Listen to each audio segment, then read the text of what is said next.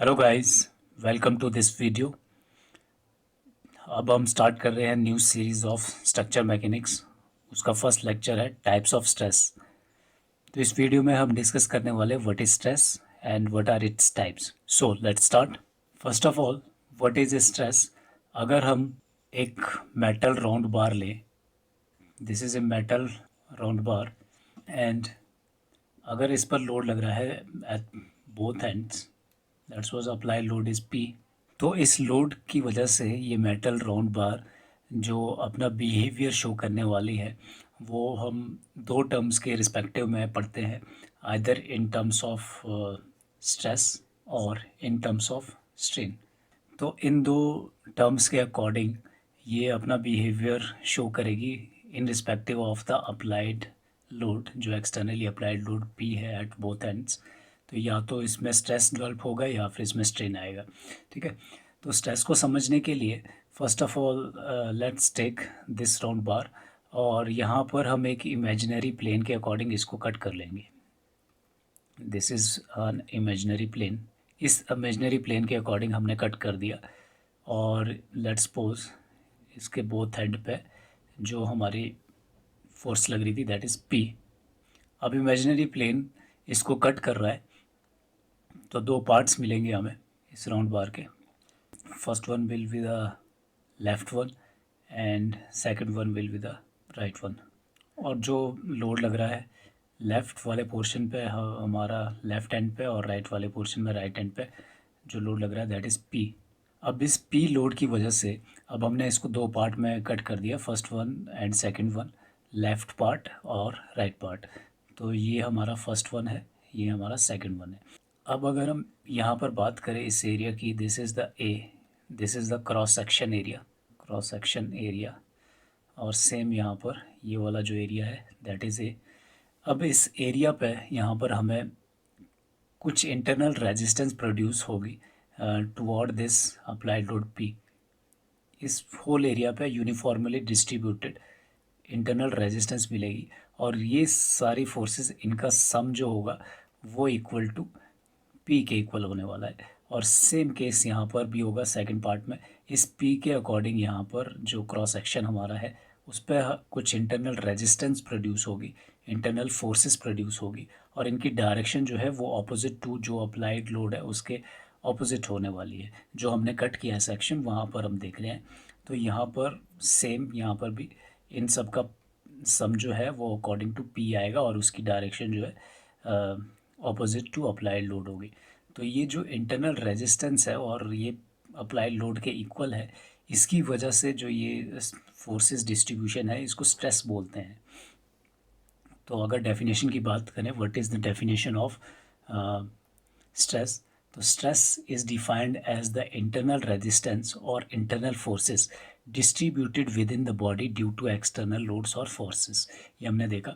और stress is defined as force per unit area. Stress को हम सिग्मा से डिनोट करते हैं, sigma is known as the stress, and इसका जो मैथमेटिकल फार्मूला है that is force upon area of cross section. Okay, और इसके जो यूनिट्स है, यूनिट्स हम यहाँ पर देखें, फोर्स के यूनिट न्यूटन में लेते हैं और एरिया के यूनिट मीटर स्क्वायर। तो यहाँ से ये यूनिट हो गए न्यूटन पर मीटर स्क्वायर, ये ऐसा यूनिट है स्ट्रेस के। और इसी को हम पास्कल भी बोलते हैं, newton per metre square is also known as pascal. Okay, so moving on to next. Next topic है what is types of stresses, different types of stresses जो हम डिस्कस करने वाले हैं।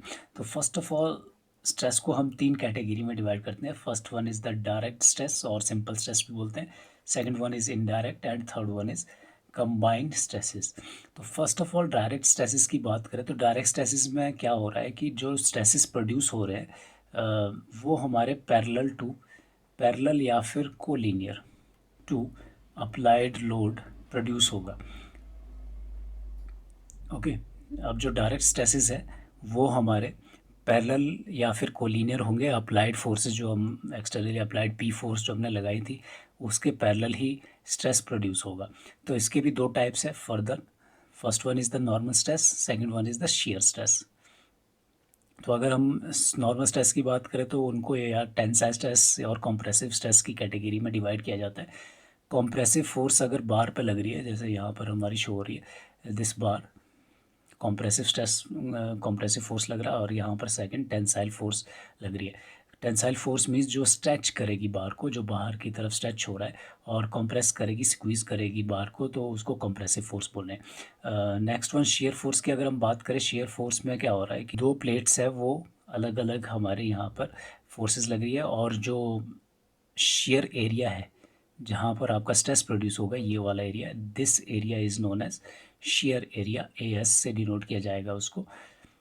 Next one is the indirect stresses. अब indirect stresses में क्या है कि इनडायरेक्ट स्ट्रेसेस में आपका पैरेलल या कोलिनियर टू अप्लाइड लोड के अकॉर्डिंग जो है स्ट्रेस डिस्ट्रीब्यूशन नहीं होगा।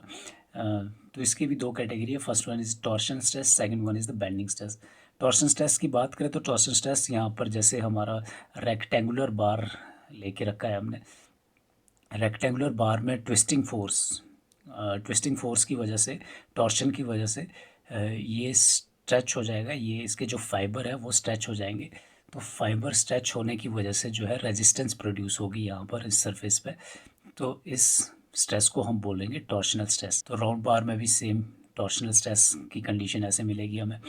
Next one is the bending stress. Bending stress जैसे हम बीम्स में देखते हैं, डिफरेंट टाइप्स ऑफ बीम्स, जैसे यहाँ पर सिंपली सपोर्टेड बीम है तो इसमें लोड लग रहा है वर्टिकली डाउनवर्ड डायरेक्शन में, और जो अपर फेस है वो हमारा इस बीम का कंप्रेशन में आ गया, और जो लोअर फेस है, लोअर फेस हमारा टेंशन में आ गया, ठीक है। तो इसको लोड को रेजिस्ट करने के लिए यहाँ पर जो स्ट्रेस प्रोड्यूस होगा वो बेंडिंग स्ट्रेस होगा। सेम यहाँ पर जैसे कैंटिलीवर बीम है, उसके फ्री एंड पे लोड लगा है, उसकी वजह से बेंड हो रहा है, तो बेंडिंग को रेजिस्ट करने के लिए जो हमारे पास स्ट्रेस प्रोड्यूस होगा, that stress is known as the bending stress. फिर हम बात करते हैं कंबाइंड स्ट्रेस की। तो कंबाइंड स्ट्रेस में आपके पास क्या है कि direct stresses plus indirect stresses एक ही सिनेरियो में काउंट हो जाएंगे। जैसे कि आपका डायरेक्ट स्ट्रेस टेंशन या फिर कंप्रेशन जो स्ट्रेस होगा, प्लस साथ में हमारा बेंडिंग स्ट्रेस भी आ जाएगा। ओके, तो इसको बोलेंगे combined stress condition. So this was the types of stresses.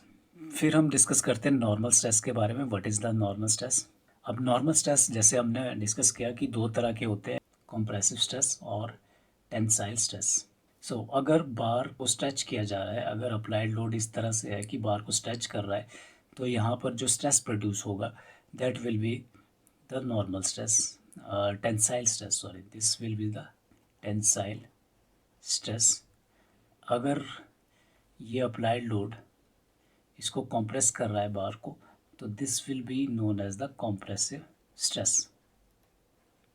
अगर क्रॉस सेक्शन एरिया हमारा, this area is the cross section area, तो इस एरिया को हम ए ले रहे हैं, तो यहाँ पर अगर हमें निकालना है टेंसाइल स्ट्रेस, तो this will be applied force upon area.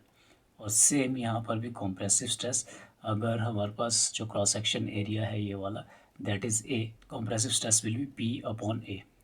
Normal stress का नाम नॉर्मल स्ट्रेस क्यों है? क्योंकि इसमें जो क्रॉस सेक्शन एरिया है उसके नॉर्मल, उसके परपेंडिकुलर जो है अप्लाइड फोर्स पी जो हमारी लगेगी, जैसे यहाँ पर हम बात कर रहे हैं ये क्रॉस सेक्शन एरिया, इसके परपेंडिकुलर हमारी जो लोड लग रहा है पी, वो हमारा परपेंडिकुलर डायरेक्शन में लग रहा है, इसीलिए इसको नॉर्मल स्ट्रेस बोला जाता है। यहाँ पर भी सेम कॉम्प्रेसिव केस में भी क्रॉस सेक्शन एरिया ये है और उसके परपेंडिकुलर अप्लाइड फोर्स पी लग रही है, तो this is called as normal compressive stress and normal tensile stress. तो यहाँ पर जैसे हमारे पास एक राउंड बार दे रखी है, अगर इसकी एक इमेजिनरी प्लेन के अकॉर्डिंग कट कर दिया जाए, तो कट करने के बाद जो हमारे पास दो पोर्शन हमारे पास मिलते हैं। So let's take applied load P at both end of this bar. अगर दो सेक्शन इसके कर दिया जाए तो हमारे पास दो सेक्शन मिलेंगे, 1 and 2, this one is the 1 and this one is the 2। तो यहाँ पर अप्लाइड फोर्स पी है और यहाँ पर अप्लाइड फोर्स पी है। तो हमने जो बात की कि जो क्रॉस सेक्शन एरिया है, यहाँ पर जो एरिया है that is a, this area और दिस एरिया, तो इस एरिया पे यहाँ पर जो स्ट्रेस डिस्ट्रीब्यूशन है वो हमारा यूनिफॉर्म रहता है, और उसका जो टोटल हमारे पास मैग्नीट्यूड बनता है वो opposite to this applied force P बनता है, और उसकी डायरेक्शन जो है वो ऑपोजिट टू पी काउंट की जाती है in this direction, in this direction. तो यहाँ से जो स्ट्रेस मिला तो उसको हमने कैलकुलेट किया बाय दिस फार्मूला। अगर टेंसाइल स्ट्रेस है तो पी अपॉन ए, यहाँ पर जैसे टेंशन फोर्सेस है तो टेंसाइल स्ट्रेस निकलेगा, अदरवाइज अगर कॉम्प्रेसिव फोर्सेस होती है यहाँ पे तो हमारे पास ये कॉम्प्रेसिव स्ट्रेस निकलता। Moving on to next one is the shear stress. अब शियर स्ट्रेस क्या होता है कि जो एरिया है आपका उसके पैरेलल, उसके टेंजेंशियली फोर्स अप्लाई होता है। जैसे ये वाला जो एरिया है हमारा, इस एरिया के पैरेलल यहाँ पर फोर्स अप्लाई की जाएगी। So let's take force P. अब ये फोर्स जो है ये अप्लाई की जा रही है parallel to this surface area. इस सरफेस एरिया के पैरेलल ये फोर्स लग रही है, टेंजेंशियल ये फोर्स लग रही है। अब अगर यहाँ पर देखें तो यहाँ पर इंटरनल रेजिस्टेंस ये प्रोड्यूस और वही रीज़न रहेगा वो इंटरनल स्ट्रेस प्रोड्यूस करने का, वो जिसको हम नाम दे रहे हैं शियर स्ट्रेस। यहाँ पर जो एरिया काउंट हो रहा है ये वाला एरिया, इस एरिया को हम बोल रहे हैं शियर एरिया। ओके, ये अप्लाइड फोर्स और इसके ऑपोजिट डायरेक्शन में यहाँ पर कुछ रेजिस्टेंस प्रोड्यूस होगी जिसको हम शो कर रहे हैं बाय दीज एरोस। ये एरो जो है ये इस डायरेक्शन में है और ये बता रहे हैं कि इंटरनल रेजिस्टेंस यहाँ पर प्रोड्यूस हो रही है टुवर्ड दिस फोर्स पी, और इस टोटल कर दिया जाए इनका मैग्नीट्यूड तो वो पी के इक्वल ही आने वाला है। सो तो यहाँ पर जो एरिया काउंट हो रहा है, this area is A S, this is known as shear area. And applied forces P, तो यहाँ से शियर स्ट्रेस जो है टाउ से डिनोट किया जाता है। तो यहाँ पर अगर मैथमेटिकली कैलकुलेट करना हो तो that will be equal to load upon area, shear stress load upon shear area. Okay, तो यहाँ पर दो केसेस, दो एग्जांपल दे रखे हैं। यहाँ पर हमारे पास सिंगल शेयर बन रहा है फर्स्ट पार्ट में और सेकंड में डबल शेयर बन रहा है। तो यहाँ पर अगर हम फोर्स अप्लाई करें यहाँ पर दो प्लेट्स पे, दिस पी दोनों को स्ट्रेच आउट करें तो उसकी वजह से क्या है कि यहाँ जो आपका सरफेस एरिया, ये वाला एरिया जो है रिविट का, ये रिविट है, दिस इज रिविट। तो ये प्लेट्स है। अब इनकी वजह से क्या होगा, जो ये एरिया है स्ट्रेस प्रोड्यूस होगा, यहाँ पर रेजिस्टेंस प्रोड्यूस होगी। अगर हम सेकंड केस में बात करें, सेकंड केस में अगर हमारे पास दो प्लेट को अलग करने की कोशिश की जाए, पी फोर्स यहाँ पर लगे और पी फोर्स यहाँ पर लगे, तो जो ये रिविट है, दिस रिविट, तो इसके अंदर इंटरनल जो रेजिस्टेंस प्रोड्यूस होगी वो दो सरफेस एरिया, दो एरिया पे काउंट होगा, यहाँ पर और यहाँ पर। तो इस फर्स्ट पार्ट को हम बोल रहे हैं सिंगल शेयर, जिसमें एक ही शेयर एरिया है, और यहाँ पर हम बात कर रहे हैं तो यहाँ पर है डबल शेयर। तो एरिया सेम है, let's suppose area that is A S, और यहाँ पर भी एरिया सेम है, ये भी ए एस है और ये भी ए एस है रिविट का।